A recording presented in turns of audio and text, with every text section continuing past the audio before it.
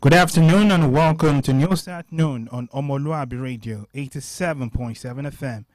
I am Jonathan Ibileke. First, the headlines. Tinubu approves 50% electricity subsidy for varsities, teaching hospitals. Federal government gives traders 1 month to crash prices.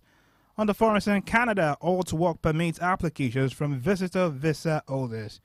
And from the world of sport, the Tigers become first African team to break into FIBA top 10.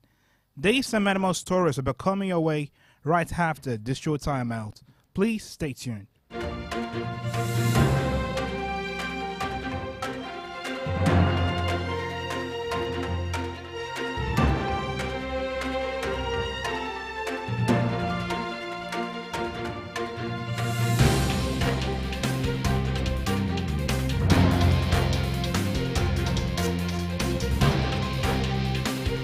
And now the news in full. President Bola Ahmed Tinubu has magnanimously approved 50% electricity subsidy to all public hospitals and universities, polytechnic and colleges of education. According to the Minister of State for Health, Dr. Tunji Alausa, who broke the news yesterday in Kaduna, the Ministry of Power is already working out the subsidy payment modalities. Recall that tertiary institutions and some teaching hospitals have been complaining about astronomical electricity bill increases, which resulted from subsidy reduction in the sector, with some of them being disconnected by the distribution companies.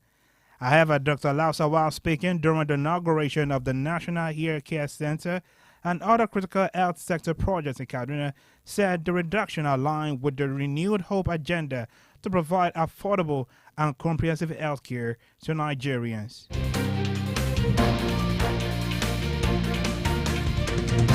The Federal Competition and Consumer Protection Commission has given a 1-month ultimatum to traders and other market stakeholders involved in exploitative pricing to crash the prices of goods.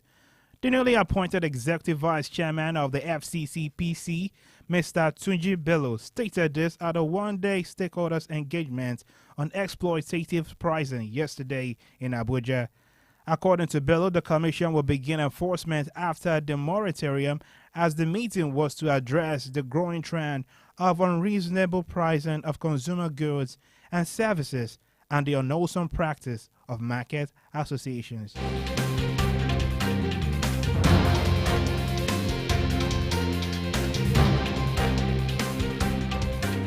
Moving on to the Sunshine State, where again the Ondo State Independent Electoral Commission, ODEC, has shifted the local government election to January 18, 2025.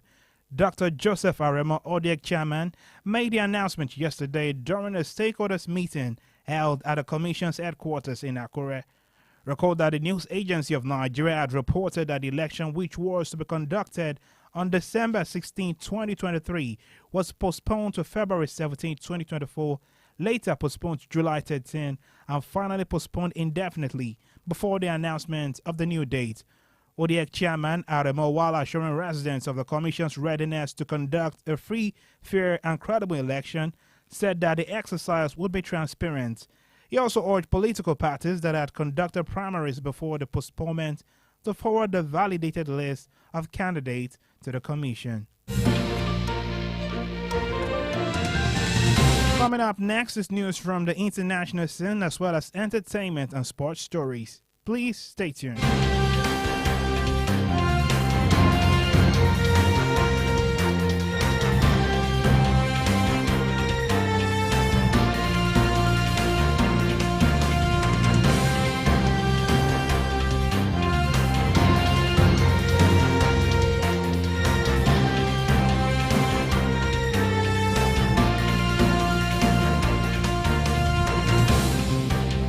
You are still tuned in to the News at Noon on Omoluwabi Radio 87.7 FM.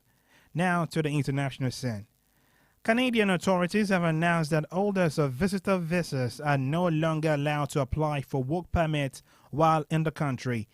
The Immigration, Refugees and Citizenship Canada made this known in a statement on Wednesday, stating that the new directive takes immediate effect.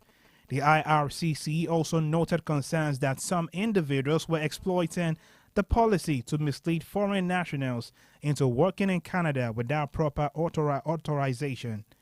It added that the RICC will continue to process applications submitted before August 28, 2024 under the previous policy. With the policy now terminated, visitor visa holders will need to leave Canada if they wish to apply for a work permit.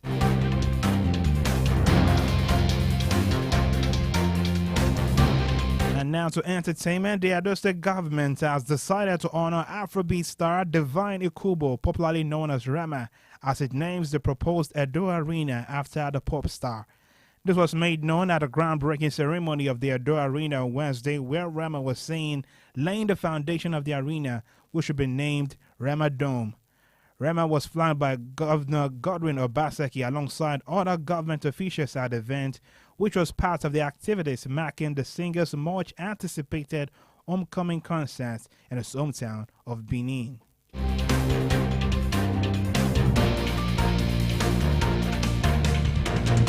And finally, talking sport, Nigeria women's basketball team, the Tigers, has moved up 4 places in the latest edition of the FIBA World Ranking Women, moving into the top 10 of the rankings and 8th place.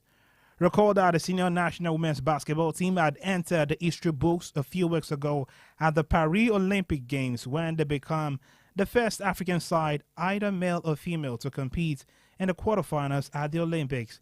They have now made history again as the first African national team in the history of the FIBA World Ranking, either men or women, to be ranked in the top 10. While leader USA proudly retained top spots after taking the Olympics gold medal, several other nations have secured rises off the back of their great work at the showpiece event.